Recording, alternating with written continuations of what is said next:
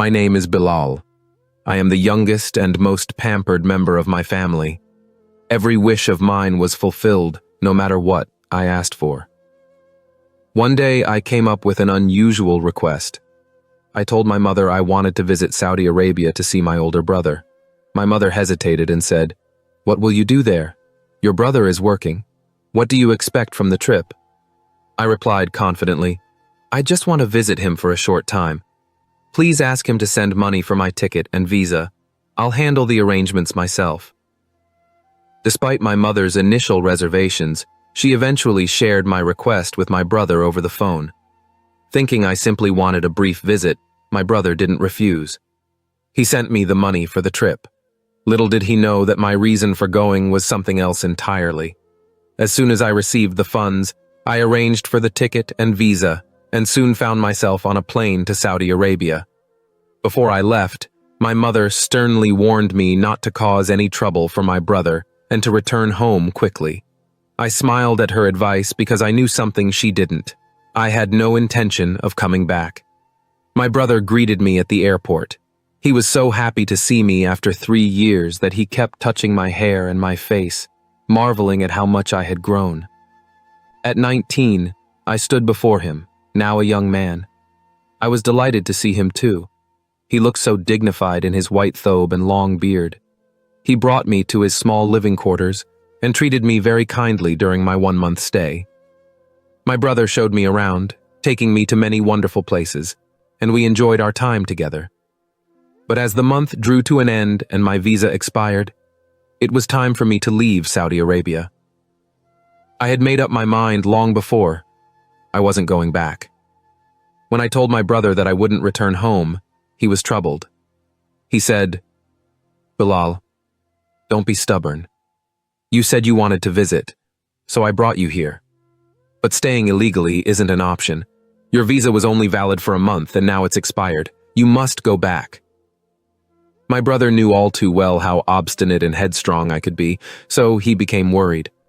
But as always, I didn't listen to him. I told him, "This place is so beautiful. I can't leave. Find a way to let me stay with you." My brother tried to reason with me, but I was as defiant as ever, unwilling to hear any arguments.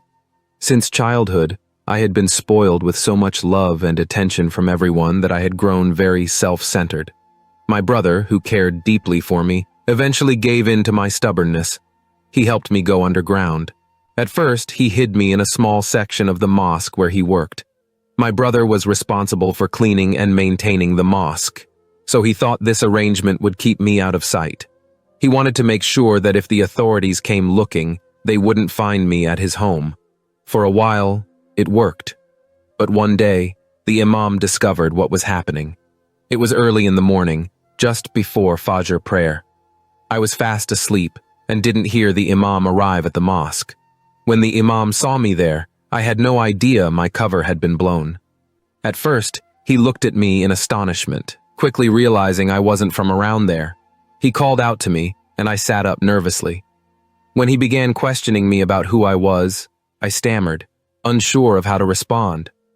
Just then, my brother arrived and explained the situation, how he had been hiding me in the mosque for the past few days. The imam was very displeased and scolded my brother, pressuring him to send me back home. He warned that if my brother didn't comply, he would inform the authorities. Keeping someone illegally hidden, he said, was not only wrong but also sinful. However, out of his love for me, my brother fabricated a story, telling the imam that my mental state was unstable and that I had no one to care for me back in Pakistan. He claimed that this was why he wanted to keep me with him. The imam, being a compassionate man, believed my brother's story and calmed down. He suggested, however, that it wouldn't be appropriate for me to stay hidden in the mosque.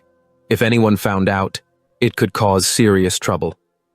My brother responded that he couldn't take me back to his house, fearing the police might come looking for me there. After some thought, the imam said I could remain hidden in a quiet corner of the mosque during the day, but recommended making other arrangements for nighttime. My brother grew anxious, unsure of where I could stay at night. Then, unexpectedly, the imam had to travel to another city for a few days. Before leaving, he entrusted my brother with the mosque's responsibilities. He also left my brother in charge of assisting his wife, who lived nearby, saying that my brother should provide her with any needed supplies while he was away. One night, my brother and I were heading home from the mosque when he decided to stop by the imam's house to ask his wife if she needed anything. As he knocked on her door, she answered, surprised to see me. She asked who I was, and my brother, once again, explained the situation. However, he stuck to his earlier story, telling her that I wasn't mentally well and had a childlike demeanor, which was why he was keeping me with him. But he also admitted that finding a safe place for me at night had become a real challenge. The imam's wife must have had some sudden inspiration because she said, "That's fine. You can leave him at my place. I'll take care of him during the night. It's too risky to keep him at your house where the police might come." My brother hesitated, uncomfortable with the idea of leaving me, a young man, at the imam's wife's house. However, fearing that the authorities might catch us, he reluctantly agreed and left me with her. The imam's wife seemed to be a pious woman, always fully covered in her shawl. She asked me if I needed food or drink, then served me a hearty meal. It had been a long time since I had such a well-cooked meal, and I ate with great satisfaction. Afterward, she showed me to a room, telling me I could stay there for the night. She assured me that I could return to her home each night, and she would talk to the imam herself. "You have nothing to worry about," she said. I simply nodded in response, anxious that she might figure out I was not actually mentally unstable. This routine continued, spending my days in the mosque and nights at the imam's house. The imam's wife took good care of me, but soon a new problem arose. At night, an Arab woman would often come to the imam's wife's house. She had learned about me, and I was worried that these people might conspire to have me sent to jail. But she didn't do anything of the sort. Instead, she would sneak into my room when the imam's wife wasn't looking and try to talk to me. However, since she spoke Arabic and I didn't understand the language, I couldn't make sense of what she was saying. One night, she came very close to me and grabbed my hand. Startled, I pulled away quickly. Just then, the imam's wife walked in. She began speaking rapidly in Arabic, scolding the woman. While she usually spoke to me in broken Urdu, this time she addressed the woman in Arabic. The imam's wife then led her away. My heart was racing. I had no idea what that Arab woman wanted from me, but her intentions didn't seem pure. The following morning, I went to the mosque as usual. That night, as I was heading back to the imam's house under cover of darkness, the same Arab woman met me outside. She grabbed my hand, pulling me toward her car. She forced me into the vehicle and began talking. The only thing I could make out was the mention of 5,000 riyals. I was extremely anxious, my mind filled with uneasy thoughts. At one moment, I wondered if she might be an informant for the police. At another, I suspected she could be a police officer herself. Since I had fled my country after committing a crime, the fear of being caught constantly haunted me. To me, it seemed like everyone was somehow connected to the authorities. The woman kept talking for a long time, but since I couldn't understand her, I just waited for the right moment. Eventually, I saw my chance and quickly jumped out of her car. I ran straight into the imam's house. When his wife saw me burst in, she was visibly surprised. I hurriedly explained to her that the Arab woman had tried to force me into her car. Hearing this, her expression changed dramatically. A short while later, the Arab woman entered the house as well.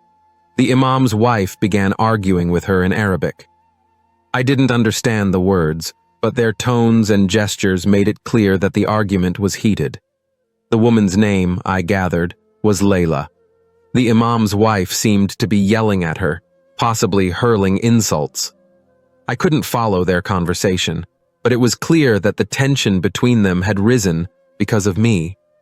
After a while, the imam's wife said something that caused Layla to leave the house. Afterward, the imam's wife switched back to her broken Urdu and reassured me, "You don't need to worry about her. She's just a friend of mine, and she gets a little crazy sometimes. She won't be coming here again." She then returned to her room while I went to mine, still trying to process what had happened. I kept wondering what the woman had wanted to say to me. Why did she mention 5,000 rials? The mystery gnawed at me. I had a particular reason for coming to Saudi Arabia. Back in Pakistan, I had made a grave mistake and was living in constant fear of being caught. That fear drove me to leave. I had fallen in with the wrong crowd, a group of college boys who spent their nights sneaking out and partying. I joined them, getting caught up in their antics. One night, in the midst of their reckless behavior, they decided to plan a robbery as a joke. They talked about breaking into a house under the cover of darkness. I wanted no part of it, but they pressured me into going along. Framing it as an adventure, they convinced me to join them. That night, we broke into a small house. My heart wasn't in it, but peer pressure and the thrill of the unknown kept me there. As we carried out the robbery, two of my friends noticed a young woman inside the house. Their intentions took a dark turn. Alongside the robbery, they assaulted the woman. It was a horrifying moment. I was horrified by what my so-called friends had done, and I knew that my involvement, even if indirect, made me complicit. The guilt and fear weighed heavily on me. I knew I couldn't stay in Pakistan. If caught, I would face severe consequences. Driven by this overwhelming fear, I fled to Saudi Arabia, hoping to start anew and leave my troubled past behind. Perhaps if it had just been a theft, I wouldn't have been so deeply troubled. But this was about a girl's honor, and that terrified me. I tried to tell my friends that what we'd done was wrong, but they wouldn't listen. As we left that house, the sound of the girl's father crying and cursing followed us, echoing in my mind long after. Since that night, I'd lived with the constant fear that if I stayed in Pakistan, I would be caught. I felt sure that the girl's father might have been able to overlook the theft, but he would never let what happened to his daughter go unanswered. This fear was what had driven me to insist on going to Saudi Arabia, to get away from my homeland, even if just for a little while. And once I arrived, I had no intention of returning. But even here, living in a shadowy, hidden way, I wasn't happy. When that woman mentioned 5,000 rials, I found myself wondering what more she could possibly offer me. At the same time, I regretted that I couldn't understand Arabic. If I could, I might have been able to make sense of her words more easily. 2 days passed in this state of confusion. Then, on the third day, I encountered her again outside the Imam's house. This time, she surprised me by speaking in broken Urdu. She said something that took me completely off guard. "Come with me. I'll give you 5,000 rials. It's just a one-time thing." As she spoke, she grabbed my hand and pleaded with me. I had no idea where she wanted to take me or why, but it was clear now that she wasn't a police officer. Her mention of the money made me think, and without fully understanding what I was doing, I got into her car. I didn't inform the Imam's wife or my brother. I didn't even think about where she might be taking me or why. I simply went along. The car was spacious and had a driver who silently focused on the road. The woman, too, sat quietly next to me. After a long journey, we arrived at a large house. The woman led me out of the car by my hand. Her face looked radiant, as though something important was about to happen. She brought me inside the house and led me upstairs to a grand room. Once there, she summoned a Pakistani maid and spoke to her briefly. Then, the maid turned to me and began explaining in Urdu what the woman, Layla, wanted. As the maid told me what the woman's intentions were, I was stunned. The maid soon left, and Layla took me by the hand again, leading me to another room. In that room, on a bed, lay a young girl. The sight of her left me speechless. She was so beautiful it was hard to look away. It turned out that Layla had brought me here because she wanted me to spend time with this girl and help her. I was overwhelmed. I couldn't possibly do what she was asking, but I stayed where I was, not saying anything. The woman, seemingly confident that I would go along with her plan, left the room, leaving me alone with the girl. I sat down on a chair near her bed and tried to make sense of the situation. For a moment, the girl seemed familiar. I didn't know where I might have seen her before, but something about her felt known. As I watched her lying there, my heart began to fill with prayers for her well-being. She was lying with her eyes closed, and I couldn't help but place my hand gently on her head. I began to recite every prayer I knew. One after another, I whispered all the prayers I had ever learned, hoping they might bring her some peace. Tears streamed steadily down my face, though I wasn't entirely sure why.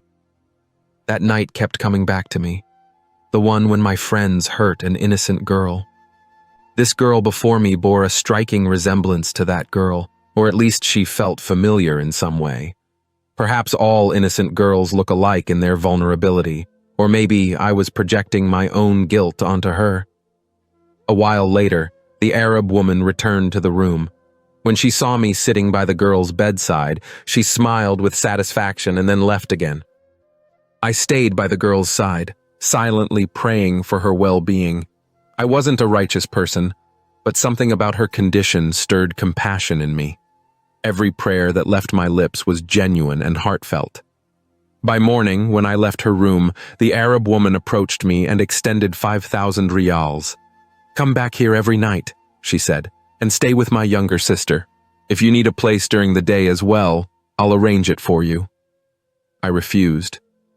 "No, I'll spend my days at the mosque," I told her. The truth was that the time I had spent at the mosque had begun to change my heart. It had brought me to repentance for my past sins. I cried tears of regret, and my remorse was genuine. I started performing all 5 daily prayers, and perhaps because of this, my life had already started to shift. Hearing my reply, the Arab woman didn't press me further. Instead, she instructed her driver to take me back to the mosque. When I returned to the mosque, I continued praying for the girl's recovery. Later, when my brother finally got the chance to speak to me, he came over in a panic and asked, "Where did you go last night? Imam Sahib's wife called me, saying you didn't arrive at her house. I searched for you everywhere." I explained the entire situation to him, and after listening, he fell silent. That evening, the Arab woman returned, her face glowing with happiness. I had been preparing myself to tell her the full truth about me, that the story she'd been told wasn't true. I wasn't mentally challenged or childlike in any way. I had no intention of exploiting her kindness or vulnerability any further. But before I could reveal the truth, she shared news that left me stunned. "My sister is completely fine now," she said. "After a month in a coma, she's finally regained consciousness. This is all thanks to your prayers." I was at a loss for words. The Arab woman's younger sister had been in a coma after a terrible accident. The doctors had admitted that they didn't know when or if she would wake up. Desperate, the Arab woman had frequently visited Imam Sahib's home, seeking prayers. She had also befriended Imam Sahib's wife. When she learned I was staying there, she heard that I was supposedly not mentally well and had the simple faith of a child. She believed that someone like me, innocent and pure-hearted, would have their prayers answered quickly. Her desire to have me pray for her sister had driven her to offer me 5,000 riyals. She had her maid explain all of this to me in full. I was stunned by what I heard.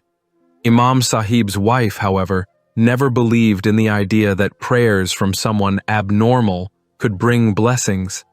She always scolded the Arab woman, telling her to ask Allah directly, as her own prayers would be accepted. But the Arab woman had placed her hope in me, and I, driven by the temptation of the 5,000 riyals, had agreed to go with her. When I arrived, I finally understood everything. Seeing that girl had brought back memories of that fateful night. I had prayed for her sincerely, and perhaps my prayers had been accepted. No one can truly know whose prayers will be answered and when. Perhaps my newfound devotion had made a difference, and Allah, in His mercy, had forgiven my sins. The woman offered me a large amount of money for what I'd done, but I refused. I even handed back the 5,000 riyals she had given me earlier, telling her I didn't need it. She didn't take the money back, and instead expressed deep gratitude toward me. Gently, I revealed my secret to her, that I wasn't mentally challenged as she had believed. but an undocumented person hiding here in Saudi Arabia. At first, she was silent. Then she said, "Whatever the case, my sister recovered because of you. For that, I'll arrange a job for you at my bungalow, so you can stay here legally." She suggested that I return to Pakistan, and that she would sponsor me to come back through legal channels. Trusting her promise, I returned to Pakistan the very next day after paying my fine. A month later, I received a visa and a ticket from her. She had arranged for me to return to Saudi Arabia legally to help with household tasks. Now, I am preparing to leave for Saudi Arabia again, this time as a lawful resident, and I feel immense joy because I have left behind the path of sin and am on my way toward a righteous life. This experience has deeply strengthened my belief that Allah guides whom He wills. We humans are often quick to pass judgment on others, calling them sinners or labeling them as lost. But we rarely stop to think that a single act of worship or sincere repentance could bring someone closer to Allah. We don't know whose deeds will be accepted, nor when someone may rise above us in piety. It is far better for us to focus on correcting our own actions and striving to avoid the path of wrongdoing.